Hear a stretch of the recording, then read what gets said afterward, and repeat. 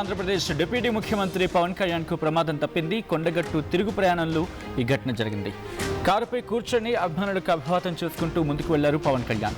కారుకి ఎదురుగా తక్కువ ఎత్తులో ఉన్న కేబుల్ వైర్లకు సంబంధించి అవి కనుచూపు మేరలో కనిపించగానే వెంటనే కారుని కాస్త అక్కడ ఆపి ఆ తర్వాత వైర్స్ని క్లియర్ చేసి ముందుకు వెళ్ళిన సందర్భం.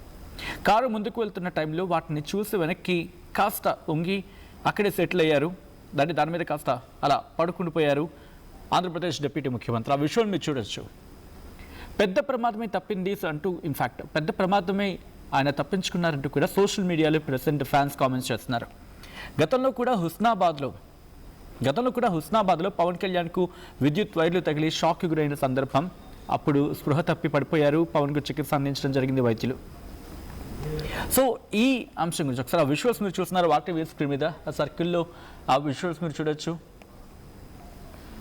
మీరు చూడొచ్చు. అలా వెళ్తున్న సందర్భంలో విద్యుత్ వైర్లు అక్కడ మీరు చూడొచ్చు. ఎలక్ట్రికల్ వైర్స్ లేకపోతే మేబీ వైర్స్ అనేవి అక్కడ అడ్డుగా కనిపించాయి. వెంటనే ఆయన సెక్యూరిటీ సిబ్బంది అలర్ట్ అయ్యారు. వెహికల్ని కాస్త హోల్డ్ చేశారు. అక్కడ హోల్డ్ చేసిన తర్వాత అప్పుడు ఆయన కాస్త వంగిలా పడుకున్నారు అక్కడ. ఆ తర్వాత సెక్యూరిటీ సిబ్బంది ఆ వెహికల్ని ముందుకు వెళ్ళనిచ్చారు అన్నమాట.